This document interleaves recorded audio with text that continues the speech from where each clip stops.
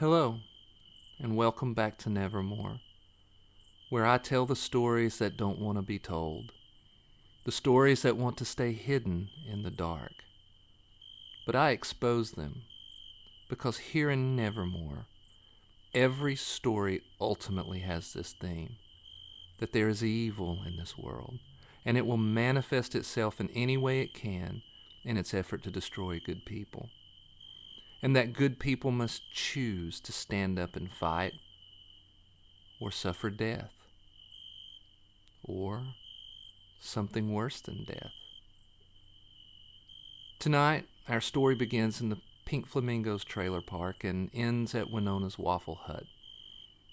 These two locations are where some of the deadliest and most profoundly odd things happen in Nevermore. And you'll be introduced to four folks who were never taught the lesson that you shouldn't play with dead things. They are the three Brousseau sisters and Granny Dingo. They live in the trailer park, practicing a very dangerous type of witchcraft that went awry last Halloween night.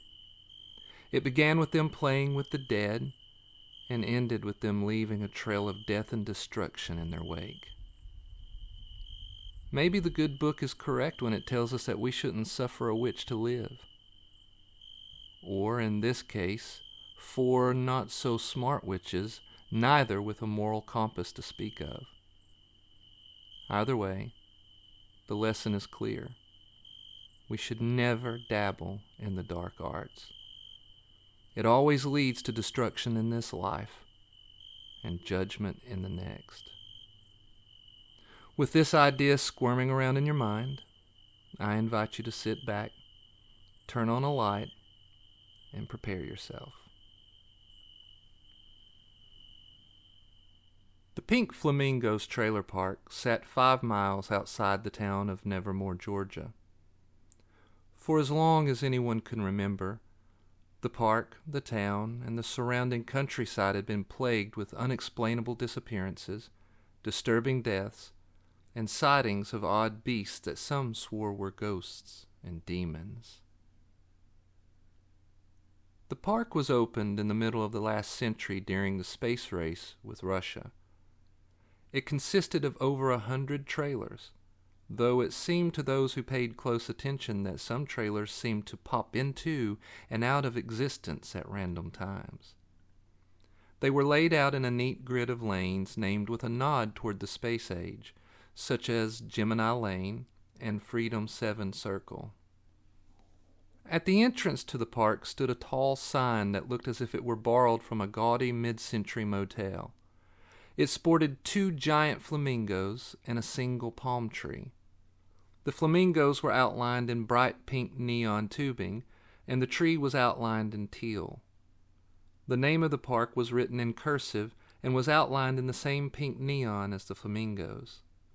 At night, when the sign was ablaze, some of the letters burned brighter than the others. If you read only those letters, the sign would read, "In Flames Trailer Park." And most of the folks who lived there would tell you that the phrase perfectly described the park. The park residents were social outcasts, some because they were forced to be, and others by choice. There were women hiding from abusive spouses. There were parents who cried themselves to sleep at night wondering how they would feed their kids come the morning. There were men with hard eyes and dangerous strides. And there were a great many folks who were just off. The more grounded residents called them the strange folks. Roxy, Kitty, and Big Mama were 3 such folks. They were witches. They were gaining power in their dark arts, but they had the combined IQ of a weed-smoking carny with a 5th grade education. They had cast many a spell that had gone awry because they were either fighting with each other or had mispronounced an important word during their incantations. Ivan Ivanovich, the park's handyman, had more than once cleaned up the aftermath of one of their disastrous spells. It frustrated him that 3 women who couldn't read or speak English with any degree of accuracy would even try to cast spells from ancient Latin or Babylonian texts. They were sisters, having the same mother but each having a different father, though they all claimed the same surname, which was Brousseau.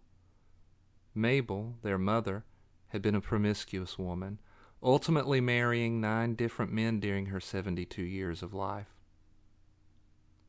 Each husband had been wealthy, and she had had a child by each. Then, 8 of the husbands died, all by heart attack, leaving her their fortunes. Being suspicious that a woman would lose 8 husbands to myocardial infarctions, the townsfolk began to talk, secretly referring to her as Nevermore's most successful serial killer.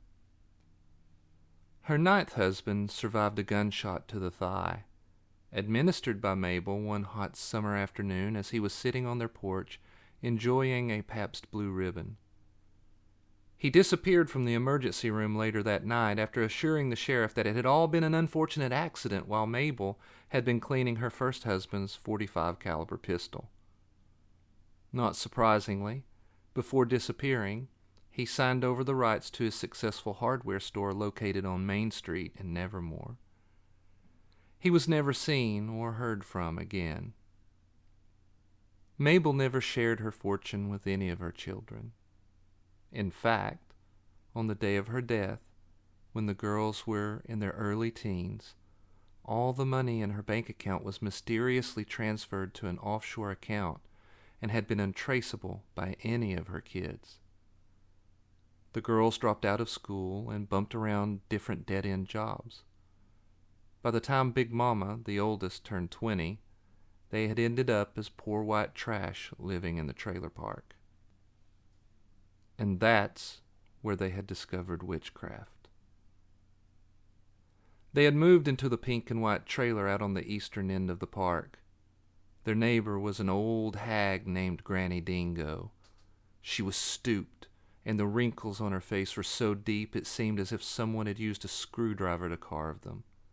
She wore her gray hair pulled up into a bun, held in place with a withered chicken claw.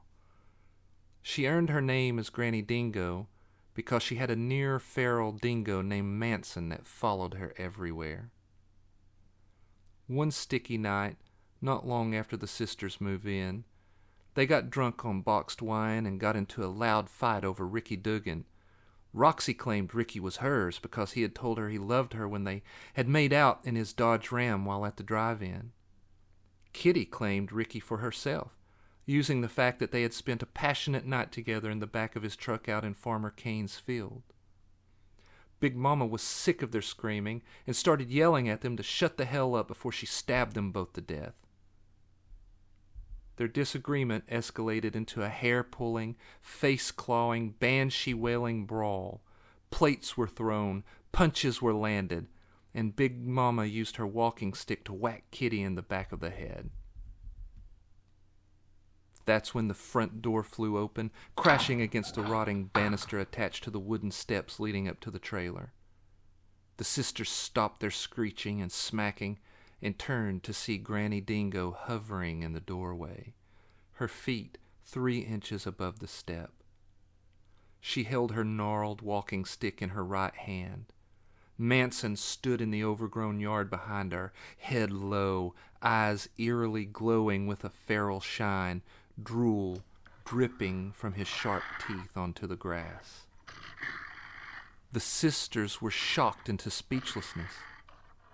They had lived around Nevermore their whole lives, had caught glimpses of unexplainable beasts, had heard the stories of supernatural occurrences, but had never expected to see an old lady magically hovering in their doorway.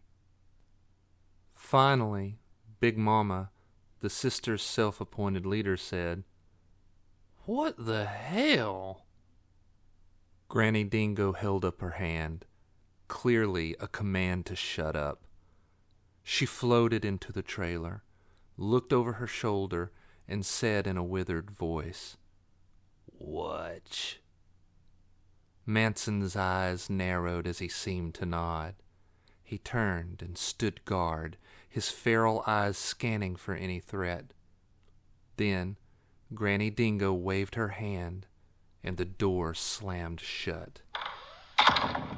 Kitty was by nature a nervous woman. Her eyes darted from Granny Dingo to her sisters. With anxious hands, she straightened her cat-eye glasses. You just can't come in here whenever you want." Granny Dingo looked at Kitty.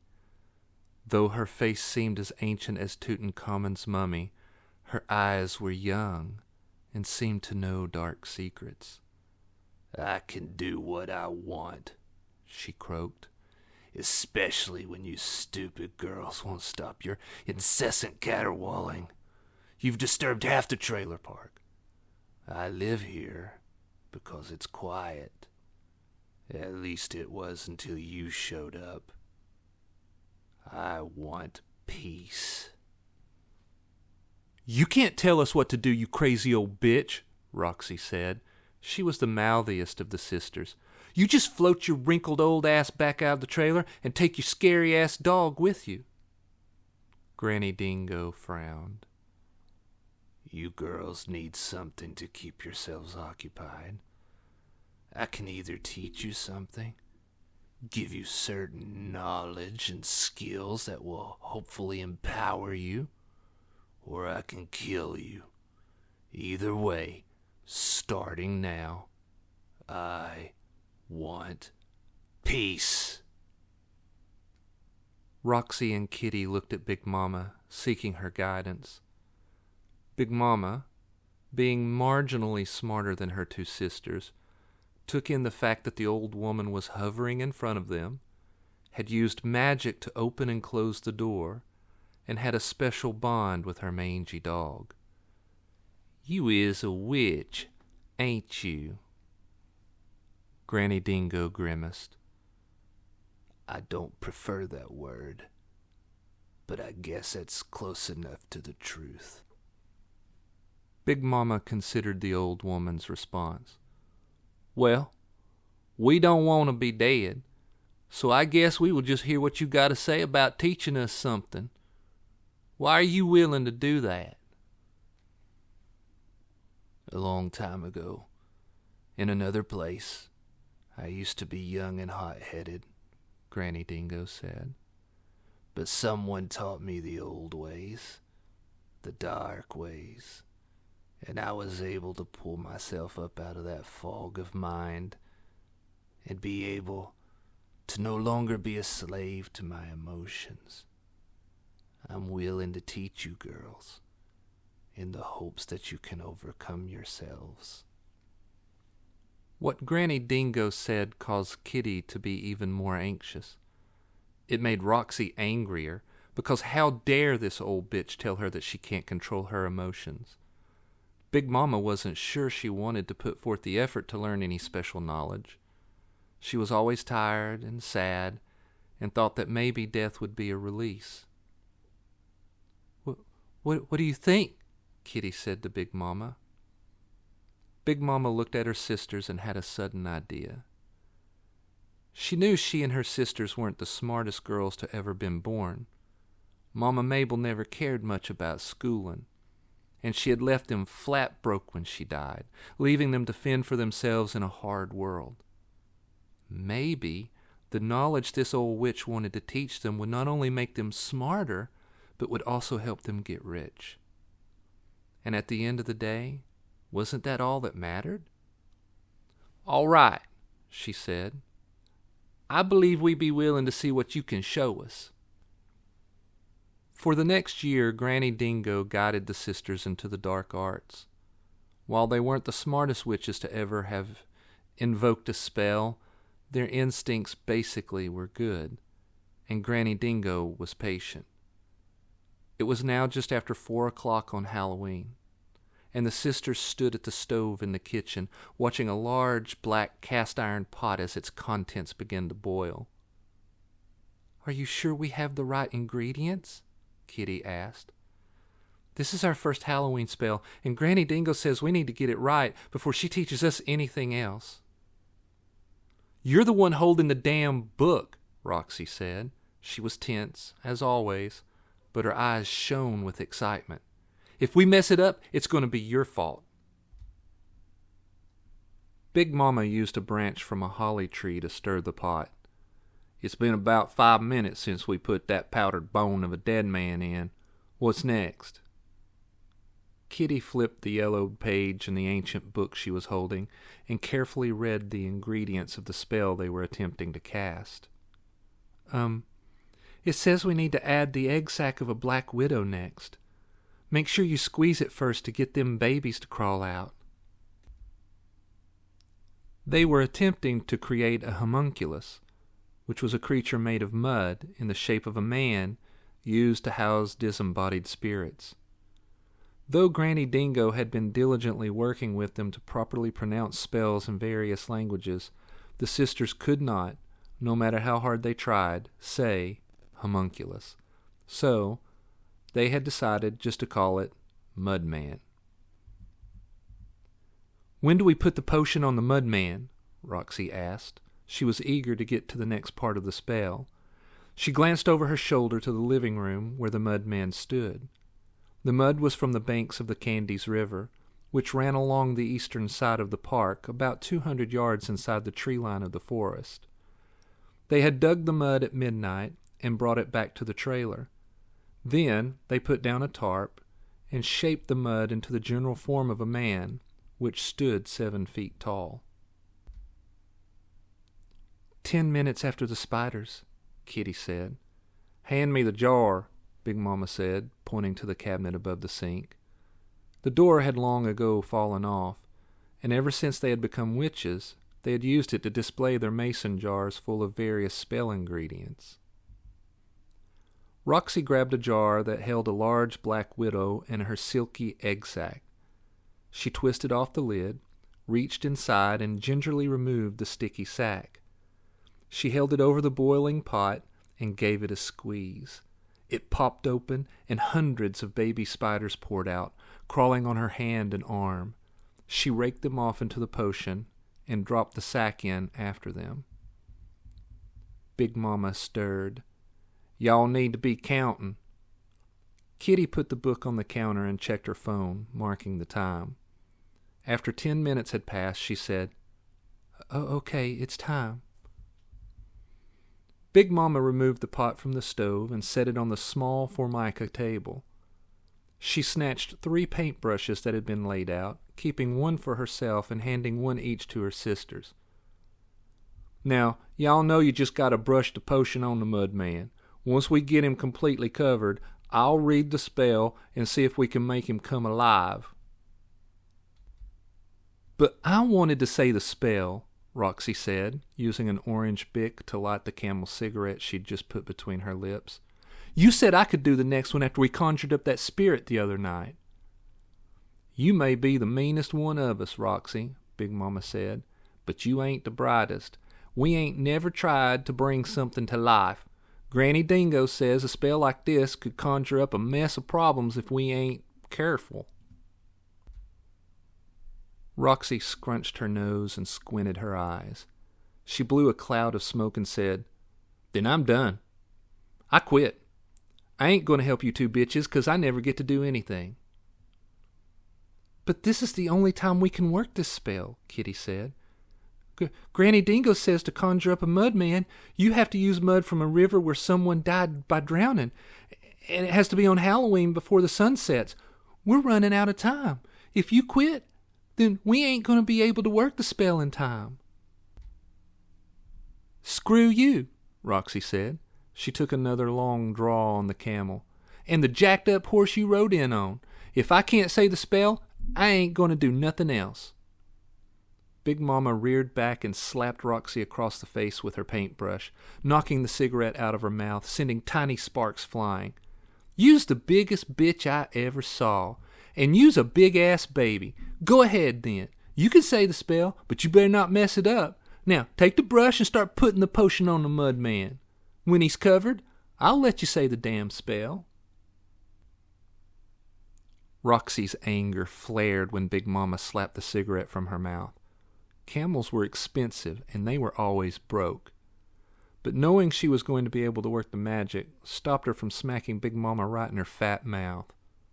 She snatched her cigarette from the floor, stuck it in the corner of her mouth, and grabbed the brush.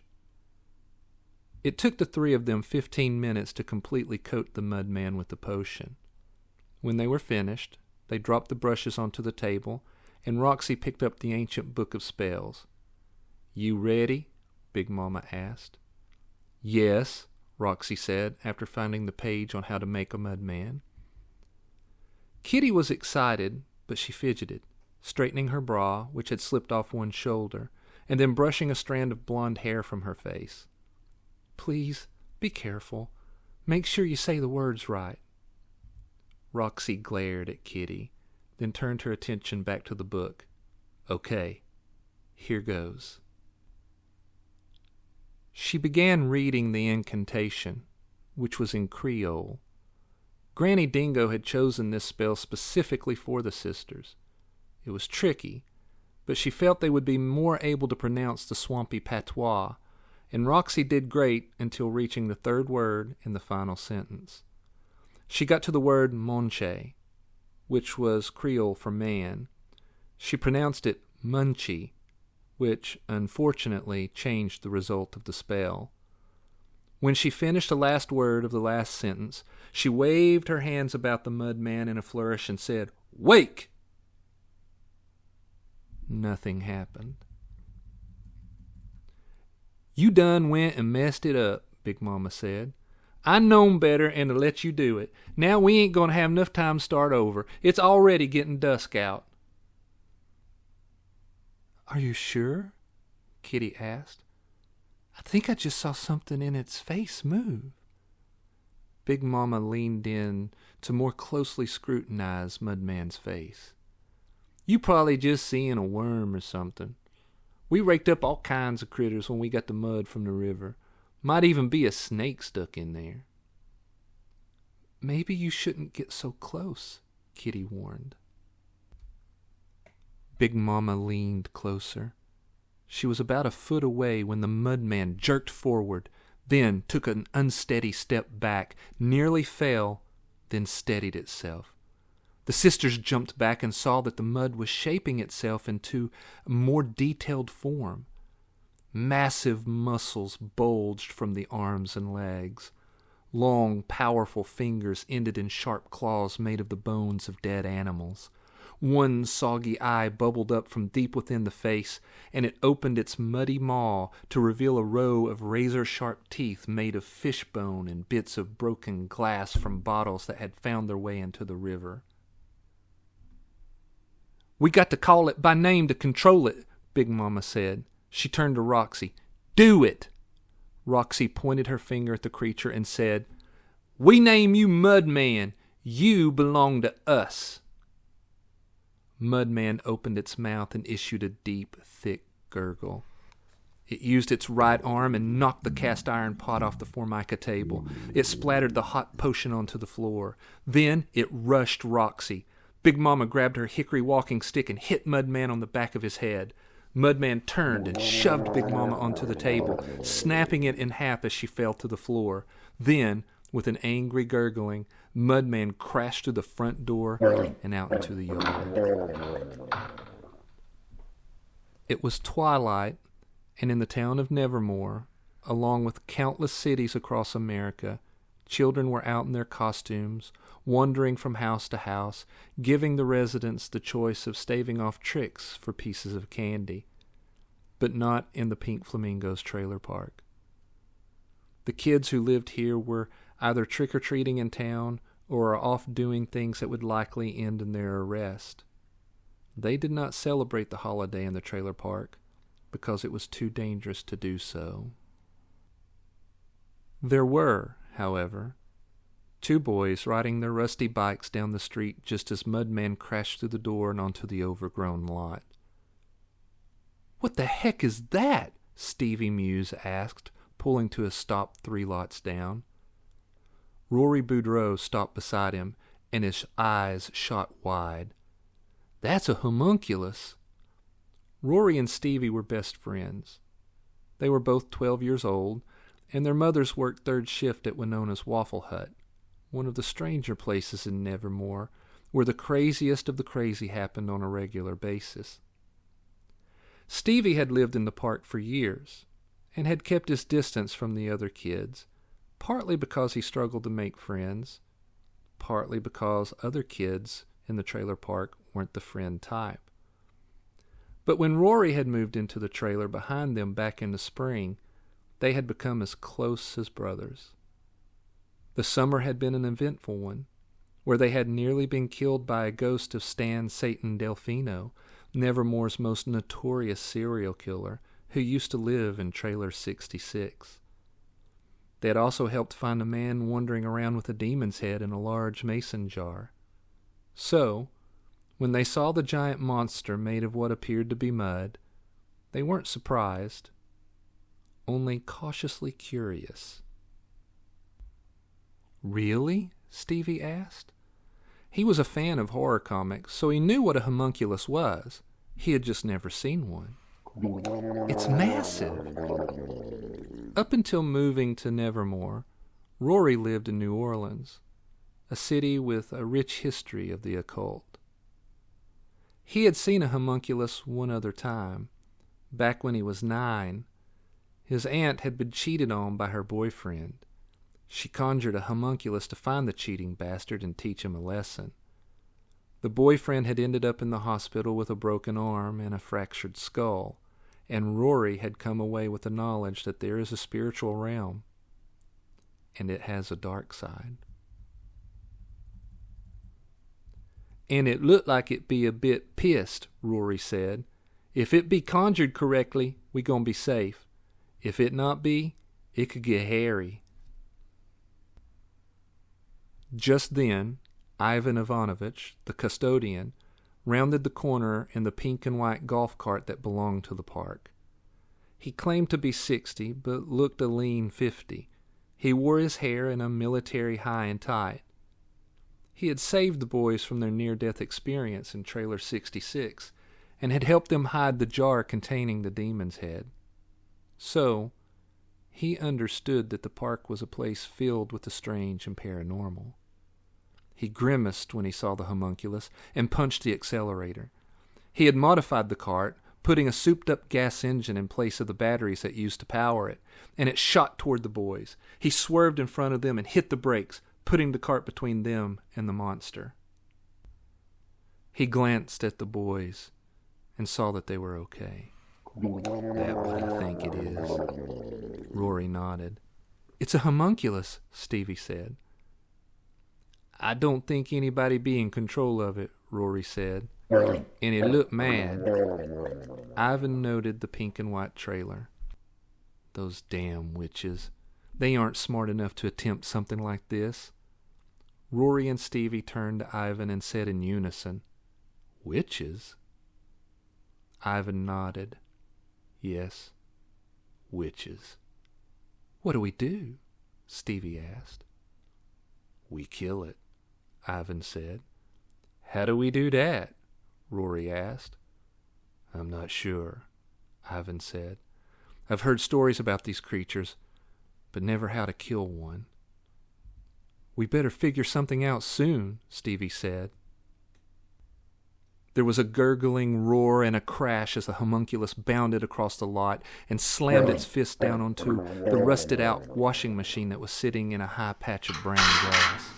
The beast ripped the lid off and threw it into the street, then set about beating and kicking the appliance as if it were its greatest enemy. Ivan glanced around to see if there were other residents milling about, watching the scene unfold. There were none, but he could see some peeking through their windows and doors. That was a good thing. They were less likely to become victims. He noted that full twilight was upon them, and he needed to do something before the beast ran off into the countryside, or worse, into town. As his mind raced for a solution, he heard a shriek and a loud moaning behind him. He turned and saw that a horde of creatures had just shuffled out of the forest. They were all covered in thick mud, but as they shuffled closer, he was able to make out some details. One of the beasts was a giant alligator. Its arms had morphed into something more human than reptile, with huge biceps and 5-fingered hands ending in sharp claws. And it walked upright on powerful legs, dragging its mud-caked tail behind. There were 3 human-shaped monsters, in various states of decay, that shuffled toward them. Ivan realized that they must be the bodies of people who had either drowned in the river or who had been killed and dumped there. One was freshly dead. The other 2 were more decayed, with wet, muddy rags hanging off their frames. There was even a slime-covered bear, sporting a large head with an extra snout, full of large teeth on the side of its head. "Shit," Ivan said. He turned his attention back to the homunculus. It was still raging at the washing machine. "I think I know what happened." Rory and Stevie kept glancing wide-eyed between the homunculus and the horde of mud-covered beasts making their way from the forest. "Tell us," Stevie said. "I bet they used the mud from the river that runs through this part of the forest," Ivan explained. "And I bet those idiot sisters jacked up the spell. Instead of bewitching only the mud they gathered, they must have accidentally bewitched the section of the river they took it from." Rory nodded his agreement. "Yeah, my grandmama told me stories about that kind of thing happening back when we lived in New Orleans. The spell is resurrecting and distorting the dead things laying in that part of the river's mud." Ivan grimaced. "Get in," he said. The boys did not hesitate. They dropped their bikes and climbed into the golf cart. Stevie sat beside Ivan, and Rory climbed into the backward-facing rear seat. "What are we going to do?" Stevie asked. "Until we figure out how to kill these things, we're going to try and lead them away from the park," Ivan said. He turned to Rory. "You said your grandmama told you stories. Did she ever tell you how to kill these things?" Rory recalled the hundreds of stories his grandmama used to tell him about their Creole beliefs. After a heartbeat, he nodded, remembering. "She told me you kill these things by getting the witch to recall the spell. If she won't, then you have to kill the witch." Ivan knew they were running out of time. He figured the sisters could be convinced to recall their spell because they didn't want to call this kind of attention to themselves. But he didn't know if they were even still alive, considering that the beast had come from inside their trailer. He couldn't attempt to gain entrance to find out, because that would mean leaving the boys exposed to the homunculus and the monsters shambling up behind them. Just then, the sisters ran out of the trailer. Kitty followed Roxy down the stairs, and Big Mama was the last to hobble out due to her weight and bad knees. "You need to recall the spell," Ivan yelled. "You can kiss my ass," Roxy replied. "You don't get to tell me what to do." Big Mama smacked the back of Roxy's head. "You damn fool. You done caused this here mess. We got to fix it. We got to stop the mud man." "But how?" Kitty said. Her eyes were wide with worry. Then she turned her attention to the horde of muddy monsters shuffling toward them. "Oh my, what have we done?" "Hell if I know," Big Mama said. Mudman finished beating the washing machine. He turned toward the sisters and waved his massive fists in rage. He charged at them, grabbed Roxy, and threw her to the ground. She hit her head on a broken yard gnome, knocking her out cold. From the corner of the trailer, someone called out in a loud, commanding voice, "Cease!" The homunculus and the muddy horde froze in their tracks, unable to move. Big Mama, Roxy, Ivan, and the boys all looked to see Granny Dingo float around the trailer, followed by Manson. "Granny Dingo," Kitty said. She was shaking. She pushed her glasses further up her nose. "We're sorry. Help us." "There is no help for you girls," Granny Dingo said, disgust on her face. and the only one who can stop this spell is the one who cast it. Big Mama looked down at Roxy. Well, that's going to be a big-ass problem. Roxy was the one who made Mudman, and she done gone and got herself knocked out.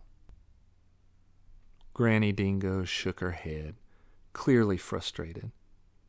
My cease spell will only last a few minutes. We need to get her awake and coherent. Otherwise, these beasts will destroy everything they see. Mudman and the horde stood like grotesque statuary. Ivan and the boys and Kitty and Big Mama looked at Granny Dingo, who considered her next move. Finally, she said to the sisters, Pick her up. Take her back into the trailer. You two idiots get her awake as fast as you can. She looked to Ivan and the boys. I got it, Ivan said. We'll try to lead Mudman and the others away. Granny Dingo nodded. The only way to do that is for me to mark you, so they have to follow you. It will be dangerous, but as long as you stay ahead of them, they will chase you and not harm anyone else. Mark only me, Ivan said, not the boys. Granny Dingo nodded, then recited what sounded like a poem in an arcane language. When she finished, she said, It's done, but I can't guarantee how long the mark will hold. Now go! The cease spell is wearing off, but beware, these monsters might be faster now that they have their balance. If you can lead them to the field that belongs to Farmer Kane, I'll be along with the sister once we revive her. Hold on, Ivan said to the boys. He shifted the cart into gear and began to slowly drive down the lane, intending to lead Mudman and the horde out of the park to the field located a couple miles down the road. Granny Dingo held up her stick and said, Release. Immediately, Mudman gave that gurgling roar, turned, and then ran directly toward the cart. The horde snapped to and lunged forward, much faster than expected. Yikes! Stevie said. Rory was facing the horde as the slimy beasts ran at them. Go! Go! Go! Ivan switched on the cart's headlights. He punched the accelerator and the cart jolted forward, nearly causing Rory to fall off the back. He grabbed the support bar holding up the cart's roof and pulled himself back onto the seat. Ivan sped down the lane, Mudman and the horde behind him. The park had no streetlights. Some of the residents had strung up white and multicolored Christmas lights on their lots and used them year-round. To the residents who were peeking out their windows, it was an odd sight to see the pink and white golf cart speeding down the festively lit lane with a horde of muck-covered beasts giving chase. Ivan turned onto Apollo Lane, which led to the entrance of the park.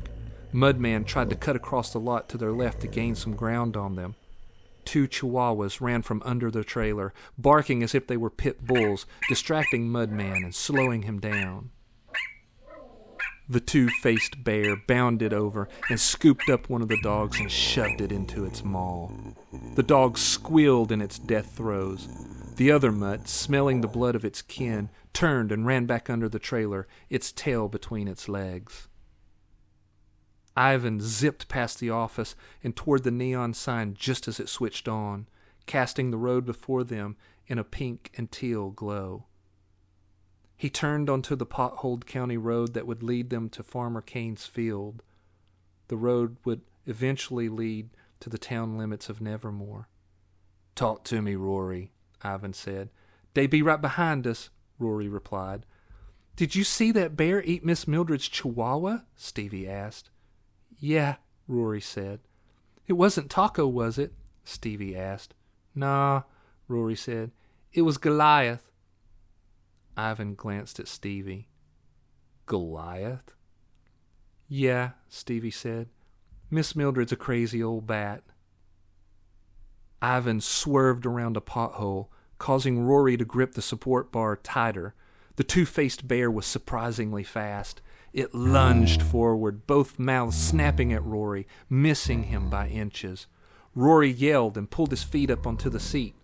Rory could see that the 3 dead people seemed to be teenaged girls. One of them tripped. An alligator man stumbled over it, fell, and rolled into the ditch. They both scrambled up and resumed their chase. Ivan sped around a curve and said, "Crap." Stevie was in the front seat beside Ivan, but was looking back at the horde as it ran after them. He turned to see a man stumbling along the road. The cart's headlights shone on him, making him squint. "Uh-oh, is that Mr. Mario?" "Yes," Ivan said, "and he looks 3 sheets to the wind." Mario Beck was the town drunk. He was 50, had a spray of white hair on his head, and loved hooch. Any kind of hooch. If it kept him drunk enough that he didn't have to deal with work, his shrew of a wife, or life in general, he was a happy man. He called it being pickled and tickled, because he was, in all respects, a happy drunk. While hooch made some men aggressive and angry, it made Mario laugh. He squinted and threw up a hand to shield the light from his eyes. "Easy, partner," he slurred. "Where's the fire?" Ivan glanced back to see how close the groaning, growling, moaning horde was. They were close. But he had gained enough ground that he might be able to slow down long enough to shove Mario onto the back seat beside Rory.